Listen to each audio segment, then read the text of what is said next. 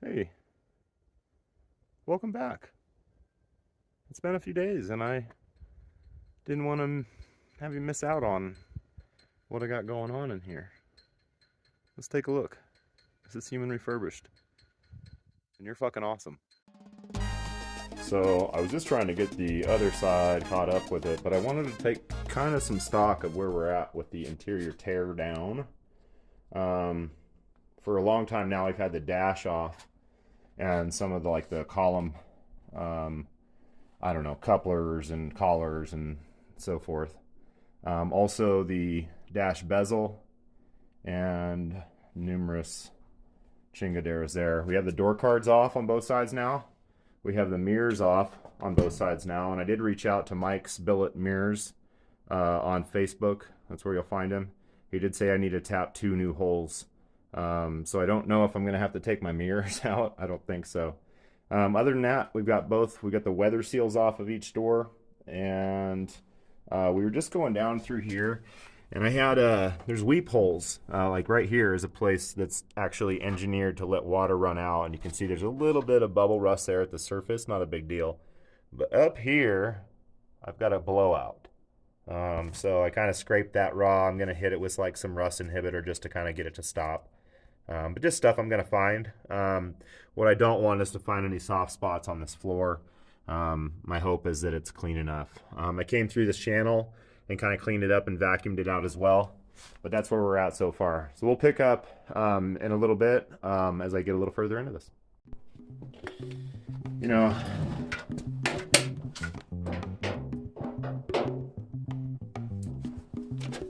we're just going to start doing stuff is what we're going to do. And it starts with, for example, doing these side markers. I've got some nice smoked out LED ones.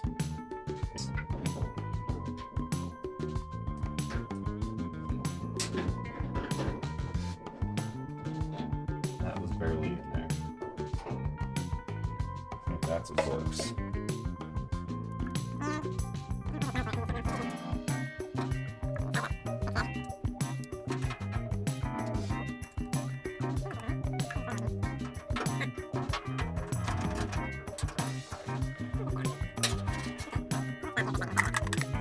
So I figured it out. I took the harness out and pull the bulb out.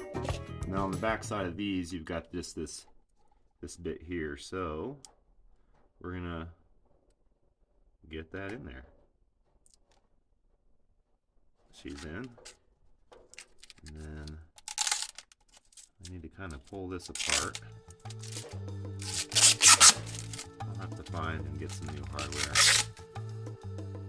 This will twist. It's more like this, huh? Okay.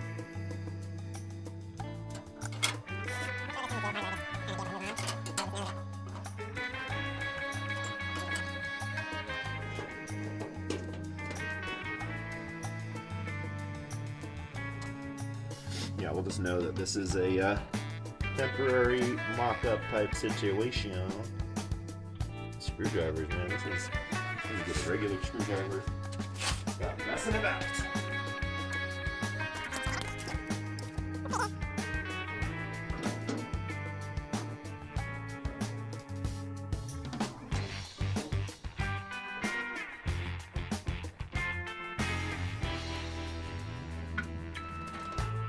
That looks cool.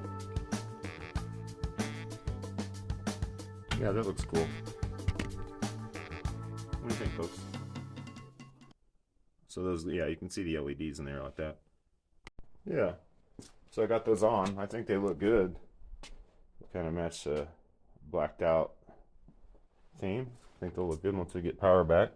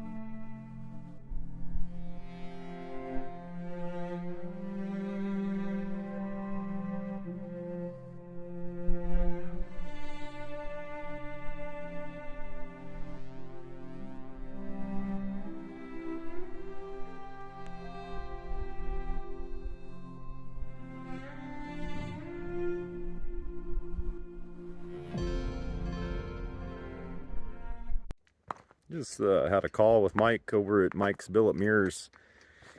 I was banging my head against the install last night, and I saved a lot of that off camera. Some of it I got to. It was really frustrating. Ended up being, I created my own frustration. That's not anything new to me. That's kind of how I do it. But there's a stiffener plate, and I'll try to capture some images so that you can understand what I'm talking about. There's a stiffener plate though behind the skin of the door that the mirrors mount to, and I wanted to leave that in place without talking to him, and it just made it really difficult. Anyways, he called me and he says, I just need to get that out of there and it'll make my life a lot easier. So that's what we're about to do. Well, we did it. Yeah, it was kind of a pain in the ass, and the more I look at this, the more I know that I'm gonna have to do something different here. I don't like the placement on the door. It looks off. I don't like it. I think it may be also the fact that it's black with all this like chrome accent around it that's throwing me off a little bit. Yeah, we got them both on. So basically, yeah, had to take out the stiffener plate here on the ground. You can see it here. That goes behind the mirror. You just kind of screw it in there with a little a screw. In any case, here's the other side. This one turned out actually a little better. The location was the same. This one's probably a little bit higher on the door. Yeah, worked out pretty good. Yeah, it's been a little more than a week since we've had a video. I've had some good traction going on the channel. People joining the never-ending attempts of a middle-aged man to acquire mechanical skills and to apply them in the refurbishment of his Chevy, which was his dad's Chevy. His dad is no longer of this world, and it's been 15 years and I'm getting after it. So anyways, thanks for coming back. Thanks for joining me. Thanks for being super cool. See ya in the next bit. I got a quick story. I just was thinking about it. The first time I ever drove anything with any real power was my buddy, a couple of really like my best friends of all time, the Cunninghams, a couple of good buddy brothers, kind of finished out high school, you know, holding hands with those dudes.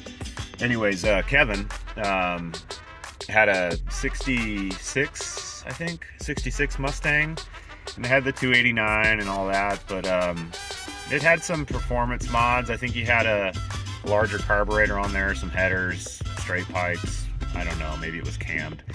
Don't know. Anyways, we were at college, and I asked him if I could borrow it to go get a Whopper down the street, and I was on my way back, and we had this straightaway down the back side of the college we were going, and I thought, man, I'm by myself. It's the only time I'm really ever going to get to do this, and I put a pedal to the metal, and the accelerator, or the throttle cable, stuck wide open, and it was a pitch 90 at the end of the straightaway, and it wasn't that much pavement. It was probably quarter mile, if I'm being honest with myself.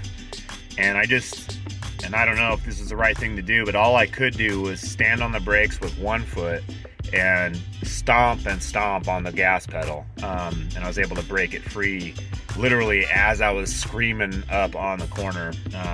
Scared the shit out of me, and didn't want to drive that car ever again, and realize mechanical linkage and throttles and stuff, they can be prone to failure. So when you're rigging those things up and all that, make sure your clearances are good. Anyways, word to the wise. Scared the crap out. I was just thinking to myself, what's cool? What's cool? That's cool. That's real cool. That's super cool. That's real cool. Oh my gosh. Super cool. I've been working my butt off lately. I'm trying to get this video together. I got carburetors in here. I got the truck pulled in to do interior work. And I just keep putting these type of snips in where I'm just talking about the work that I'm not doing. And what I was gonna say though is last week or so I had a massive push on the channel. We had some, I don't know, like some organic advertising going on or something, I'm not sure, but I had a lot of traffic, pushed a lot of my videos, kind of got pushed up over 1,000, had quite a few subs, and that was sick. And so yeah, kudos to the new subs. Seems like I got an influx of South American audience members here. What the heck is this on the ground? Looking a whole lot like some mouse food. Hey, listen, I know this video didn't have much. We got the side markers in, we got the mirrors finalized.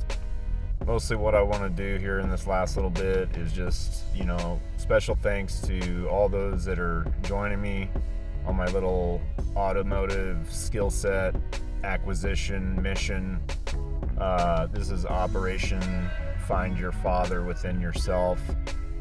We're just plugging away. You know, I don't know what the channel is gonna be or isn't gonna be, but one thing I know is that I like guys like Luke Capasso, and I like working on cars, and I've just been super inspired by that dude. So special shout out to him. I'll put a link down here. He's like a comedian slash constructor of sorts, handyman extraordinaire, jack of most trades, master of one, which is baiting.